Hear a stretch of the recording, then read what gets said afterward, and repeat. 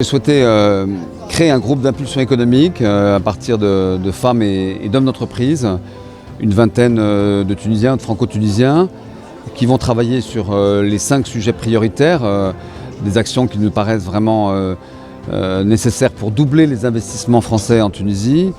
Doubler les investissements, c'est donc créer de la richesse, créer de la croissance, créer des emplois. Notre objectif central, c'est la jeunesse. C'est l'emploi pour la jeunesse et donc tous nos programmes doivent désormais répondre à cet impératif d'employabilité, qu'il soit dans le domaine de l'éducation, qu'il soit dans le domaine du numérique, qu'il soit dans le domaine du transport, de la santé, du tourisme.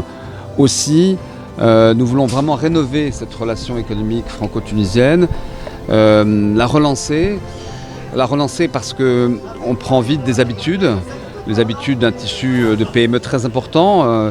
La relation est importante, hein. Nous sommes le premier client, le premier fournisseur de la Tunisie, mais ceci ne suffit pas parce que l'urgence économique et l'urgence tunisienne est une urgence quotidienne. Je pense aux questions de santé, par exemple, avec l'hôpital de Gafsa, avec celui de Sidi Bouzid, avec l'informatisation des systèmes de santé.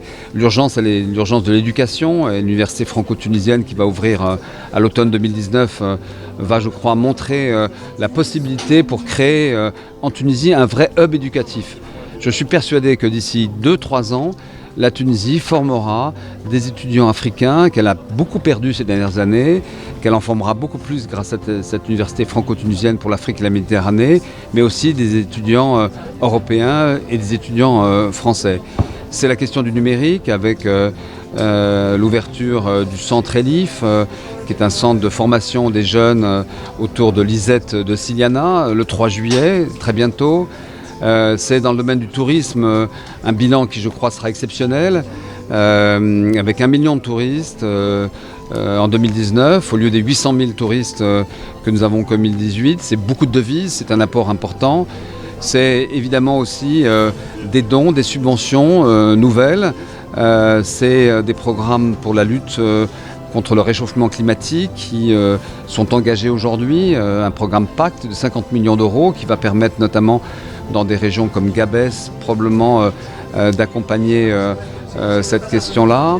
Ce sont à chaque fois des sujets bien concrets. Je pense au transport, par exemple. Transport, nous allons décider de donner une subvention d'1,5 million d'euros là tout de suite au ministère du Transport pour lui permettre de réfléchir et penser ses actions dans le domaine du transport urbain. Mais aussi, nous avons été frappés, comme vous toutes, comme vous tous, par le drame des ouvrières agricoles et donc aussi de répondre à des questions du transport rural.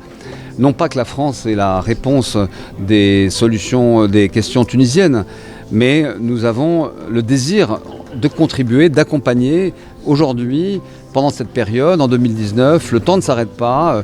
Il y a des élections qui se préparent, comme partout, comme dans tous les pays, mais nous ne sommes pas pour le wait and see, qui a un peu tendance à se généraliser ces temps-ci.